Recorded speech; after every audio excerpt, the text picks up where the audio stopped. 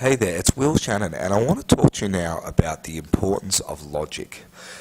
Uh, I first learned the importance of logic from a man who was nearly probably the most famous psychologist in history. He's a man called Dr. Albert Ellis, absolute genius of a man. And I remember listening to this man when I was younger. I remember his voice used to strain me, very old, intelligent gentleman. And I'd listen as he'd fall asleep. And he founded this style of therapy called rational therapy or rational emotive therapy. This later became now what's called cognitive therapy. Cognitive sort of means the way you think, cognitive behavioural therapy, which is the primary thing that most psychologists use currently around the world.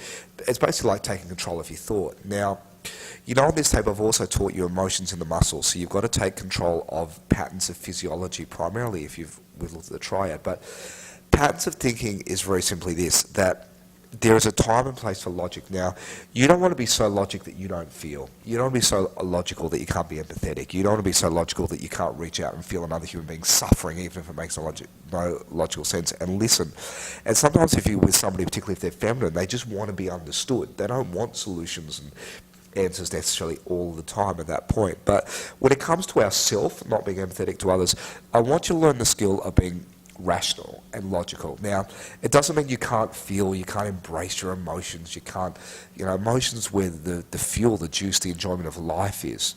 But I really want you to get in the habit of being rational. I was falling asleep last night, and it's part of the reasons that triggered me to record this tape. And before I fall asleep, I like to listen to interviews with some of the most famous people in the world. I like to listen to a lot to psychologists, but there's lots of different people that are geniuses in their field that I fall asleep listening to interviews and ideas. But Albert Ellis, I've often listened to him on and off over the years, but he really triggered me because he was doing an intervention with somebody who tragically lost their brother to suicide, and they're blaming themselves, and it was 8 or 9 or 10 years later.